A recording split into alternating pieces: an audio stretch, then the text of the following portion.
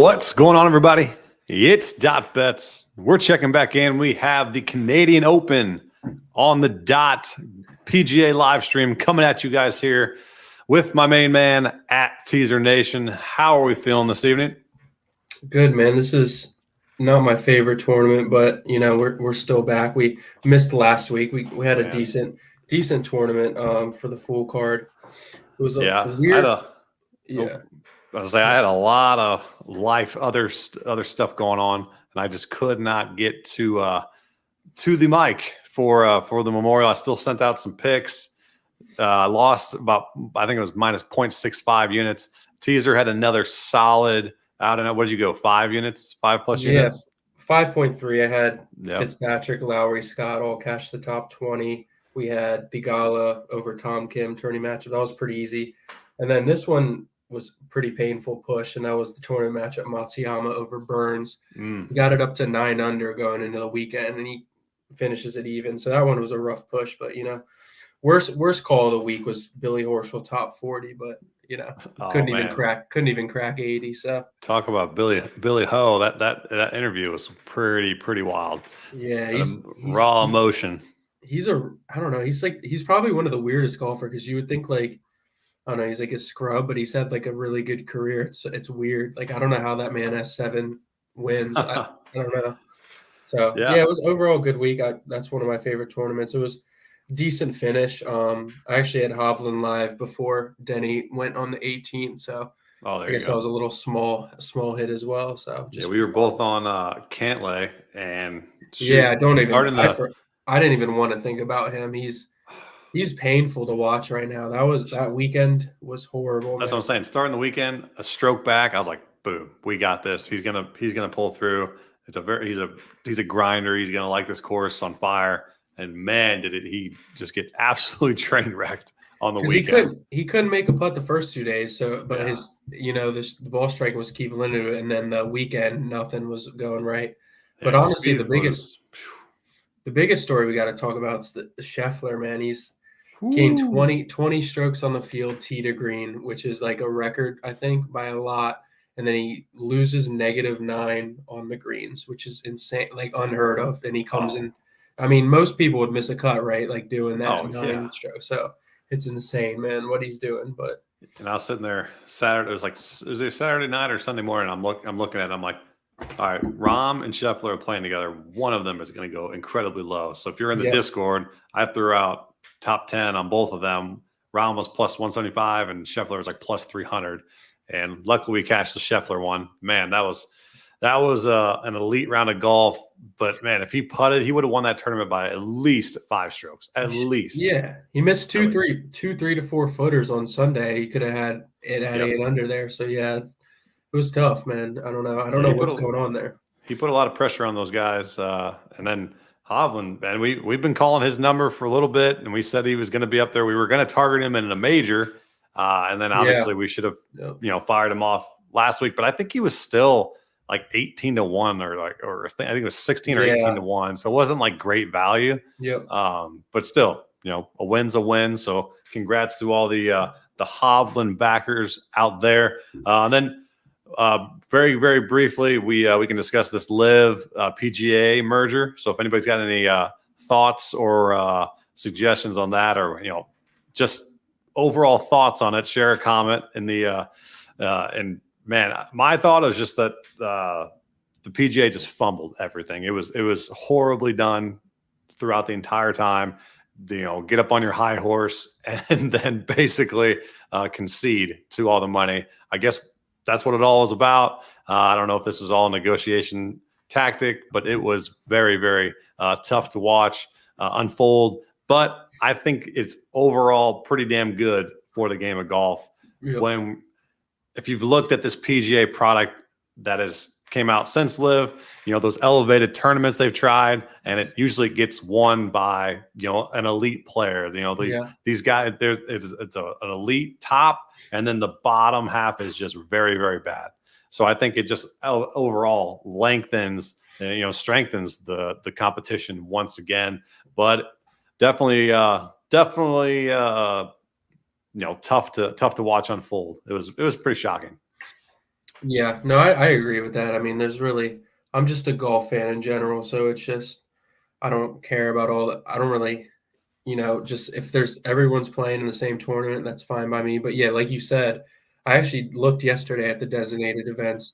Overall, there was one outlier at Kitayama who won. Hmm. It was Scheffler twice, Rahm twice, Fitzpatrick once, Burns once. So I mean, those are all pretty elite players, I guess. Yeah. I still don't think Burns is, but that's a story for another day. But no, Kitayama's was the only one, and Rory realistically should have won that event. He kind of just choked it away. So Yeah. yeah, I think it brings back, like, a lot of people are like, oh, live players, like there's only 4 that are good, which is untrue. Like we saw Mito last year as a rookie almost win a major. I Hmm. mean, DJ, Patrick Reed, Koepka, we just saw him win a major. So it's like Abe Answer, Neiman, we saw win. So there's a lot of players that just come back and compete. And said we have like Mark Hubbard and David Lipsky, leading the Right. way last week.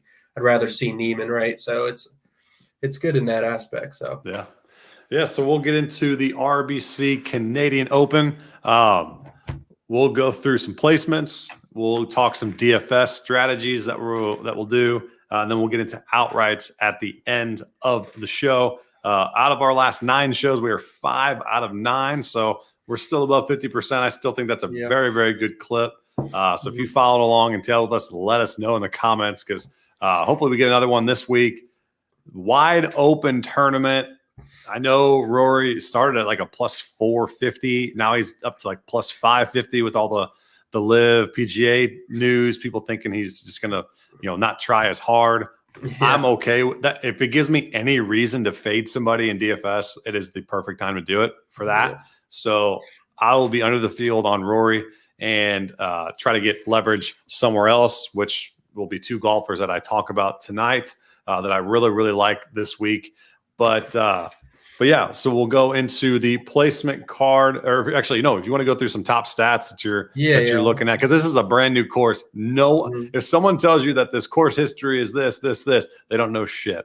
They have no idea what they're talking about because no one's played it before on tour. There has been some, particular comp courses and whatnot, but yeah, course history is out the window in this one. It is about recent form, and let people know what they gotta go and figure out.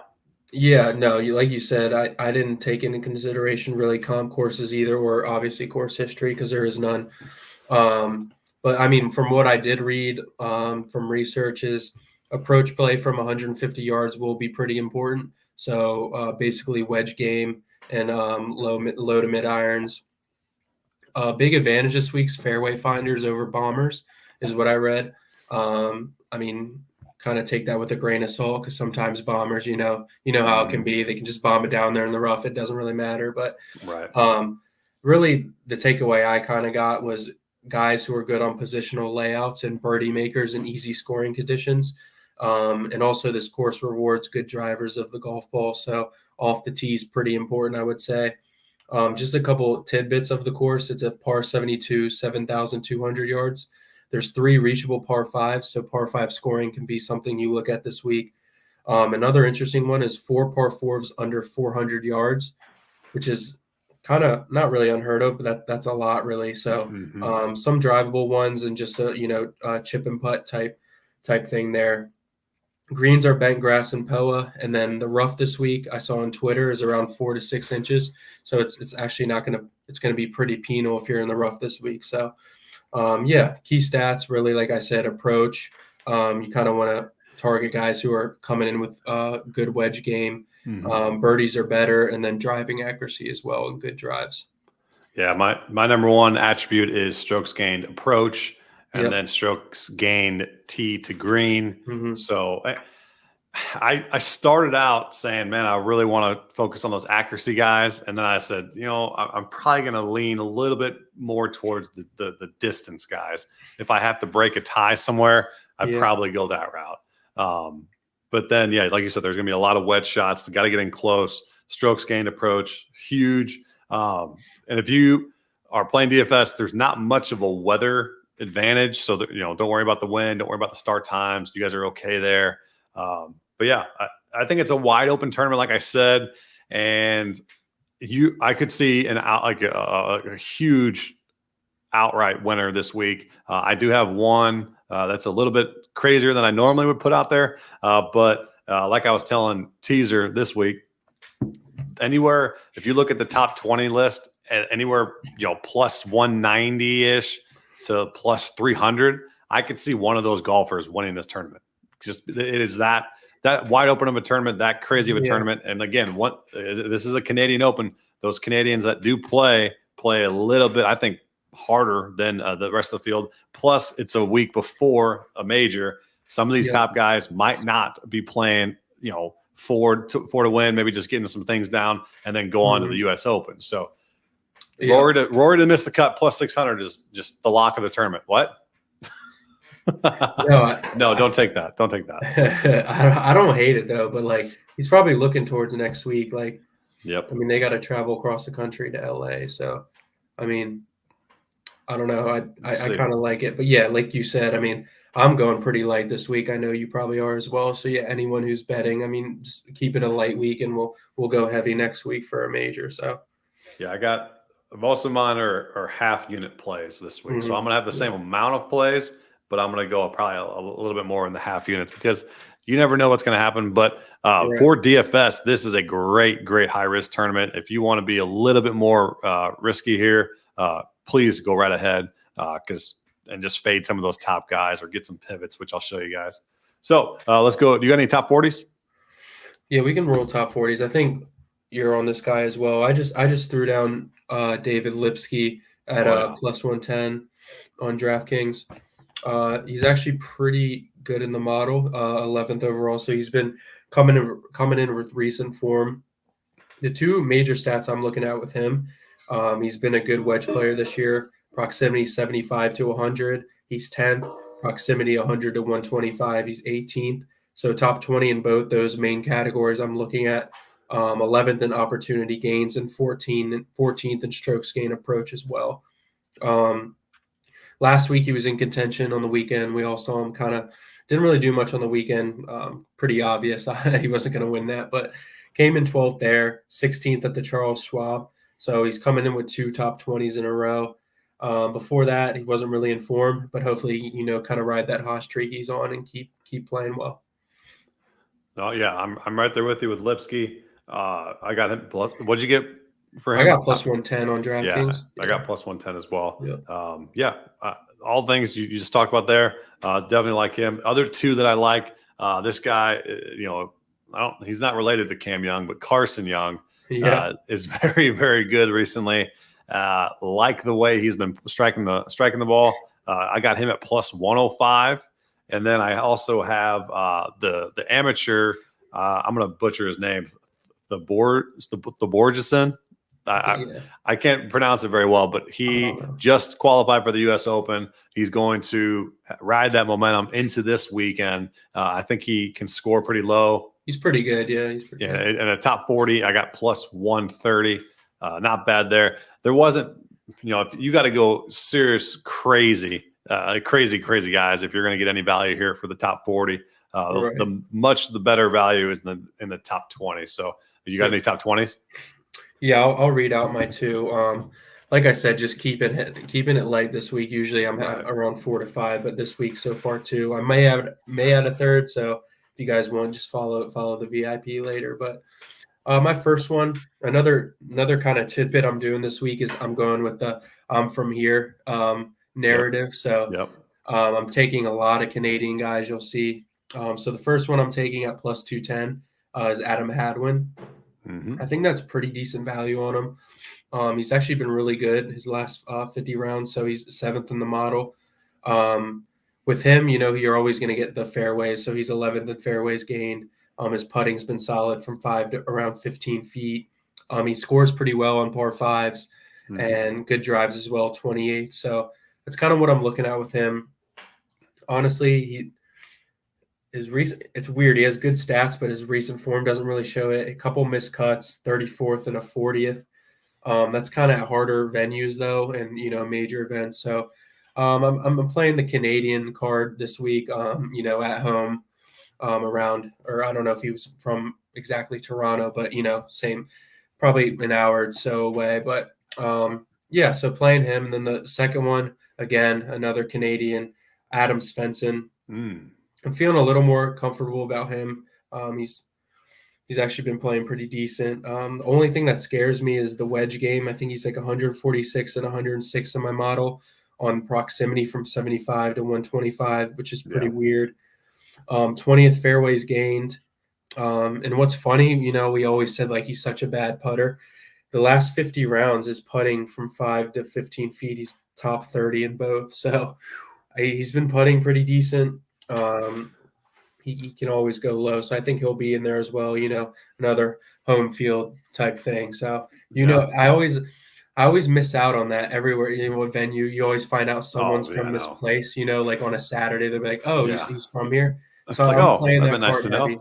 know. Yeah. See, that's what I'm saying. So I'm getting out in front of it this week and playing that card. So yeah, and like I said, in the beginning, those Canadians will definitely they play a little bit harder. And for this tournament for sure. It's a big pride thing too. Yeah, for them. Yep. But so I'm backing you here on Hadwin. I like him as well. I got plus 190. What'd you get? I got 210 earlier. 210. So I got plus 190. I'm doing a half unit there. Other one that's pretty wild is McNeely plus 230. If you look at his recent stats, he's been horrible. I think he's been hurt, but he's getting some love in the market. So I'm just gonna ride the wave here. I'm gonna have a little bit more of him in DFS. He's coming in like 8%. So I like the value play there. I might go double the field or maybe go 20% there. And then sticking with the Canadian train, the guy almost won this last year. We're going to go Corey Connors. He did us dirty last week. It was between Connors and Thigala. I wanted to go back to one of them. I didn't want to go back to both. So I even had Thigala written down and I crossed him out. I'm not going to take either one to go outright, but I do like the value here. It's probably my favorite bet of the week is Corey Connors plus 105 for 1 unit. That I wanted to go Thigala plus 130. I think this course fits him a little bit better, but Corey Connors' iron game, I'll take that all day long. You just got to make some putts and be good from there. And then to briefly talk DFS. So I think it's a very, very even, there's like the 5 guys up top. You got Cam Young, Rory, Rose, Hatton, and Lowry, all above 20%. So find out what guys you want to fade in that, or find those guys that you want to pivot to and kind of hammer. The one guy that I'm going to pretty much hammer, the 2 guys, but one of them is in the value play, but the other one is Cam Young. So I listen to teaser if it's Cam Young week, but I'm going right ahead and saying it potentially can be a Cam Young week. I'm almost considering lock buttoning him or going at least 50% of him in my lineup. So I know the field's like 28% or 27, 28%. So if I go double it, to 50 to 60%, I think that's right there. If I get a little bit, if I like the way the lineups are coming out, I might go 100% lock button. So I'm pretty confident in Cam Young this week. I think he's the most mispriced player in the field. I think he's at 9,300 on DraftKings. So that's why a lot of people are going to him, but I think it's for good measure.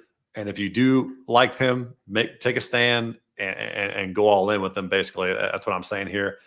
Rory's at 27. I'm going to go underneath the field there, maybe even take him out of my player pool. I like Rose. I like Hatton, and Lowry intrigues me as well. The other guy that's coming in at high ownership is Fitzpatrick, which I'm gonna tone down a little bit on him. But the other guy, which I'm gonna take, if I go right into outrights here, not Corbin Burns, Sam Burns. I got baseball in my mind. Burns at 13%, 13 to 15%. I think is another great pivot. He's the second highest golfer in the tournament, and I think that's why everyone's not going to him. But I really, really like Burns this week. Plus, I got 14 to 1 for my outright, and I'm going to have at least 30 to 40% of Burns in my lineup. So we'll see how the Young and the Burns plays out. We'll see what kind of lineups we'll throw out, but I can have 1 or 2 of them in the lineup for sure. What do you got for an outright? Just to pivot or piggyback off, it's not like I don't think Cam Young. I do like him as well this week. It's just for an outright. I can't because I'm not a big DFS guy. I mean, I would definitely play him in DFS, but the outright at 14-1, it's tough for me to get there on a guy who hasn't won. So, but yeah, I'm gonna double down on Sam Burns with you. I got 16-1. I knew I won. I mean, it didn't change that much from 14, but I figured to get that early in the week and got that. He's been trending a little bit. He was pretty horrific the first couple months. Like I said, like this guy excels in weak fields. So this is a pretty weak field.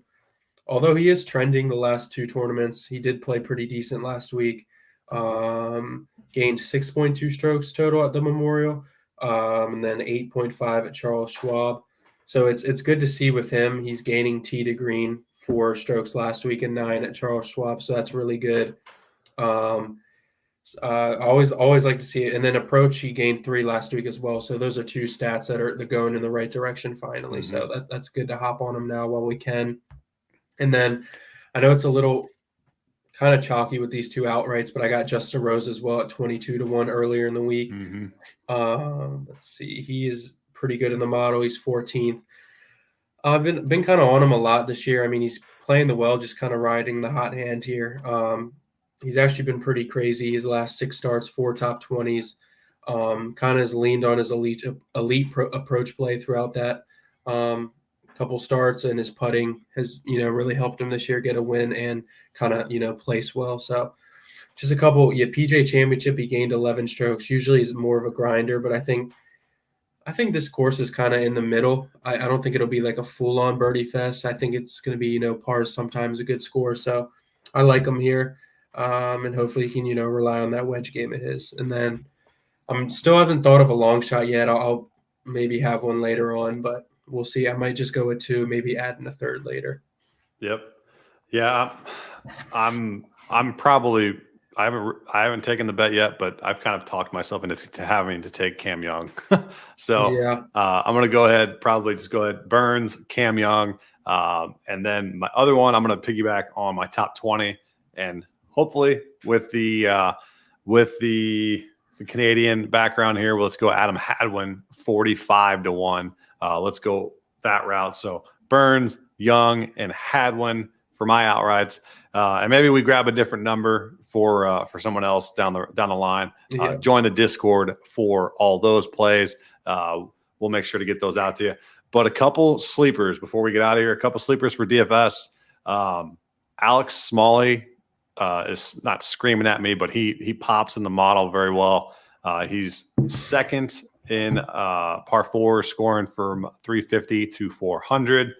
Then you have him top 10 overall in the model. Another guy, if it does turn into somebody that takes advantage of being a bomber somewhat of a bomber, Aaron Wise always intrigues me. Forgot about him. Yeah, he hasn't played in a while, I don't think. No, but he's coming in at 3%, and then you got Smalley at 5%. But there's a lot of guys in that 10 to about 6% range. So if you're using an optimizer, if you have not checked out Occupy Fantasy, make sure you guys do. They have one of the best optimizers in the game. Just DM me. I'll hook you up with a link there. But you have Svensson, you got Norman, you got Hughes, you have Hadwin, Lipsky, Pendrith, McNeely. These guys are all coming in at like 10 to 6%. So depending on what the field ends up doing, you might get pretty good value on one of those guys. But I'd probably lean Lipsky, Hughes, Hadwin, and Norman. Then you got Svensson. But man, the one guy that also has pretty good value here is Tommy Fleetwood, which we have not discussed. He is always solid. He's always solid though, and you're playing him. He doesn't have much value here. He's, in the betting market, but 15% owned. You can get a nice little pivot to somebody. I never get the outright love on him. He just never wins. I don't ever get it, but Norman's exciting. He plays pretty well with par 4s. But yeah, for true sleepers, don't go crazy in this one. Go with the more value plays, I think, in my eyes, and maybe a little more balanced build with the DFS strategies. So you got anything else? We're gonna go ahead and watch game 3 of the NBA Finals, see if the Nuggets can pull this one out. Yeah. No, I guess just closing thoughts. Yeah, really just keep it light this week. Yep. I think we kind of covered everyone. I know Lipsky, that's another sleeper we talked about. You kind of mentioned Pendrith there at the end. It's another Canadian guy. I'm going to target him. I saw in DraftKings a tournament matchup, him over Ben Griffin at plus 100. So I'm targeting there. So I would just say kind of, ride the Canadians this week. That's my final words. Hopefully it works out. Yeah, and if you want a matchup that I liked, if you're fading the Rory train like I am, Hatton over Rory plus 100 is not terrible. Yeah.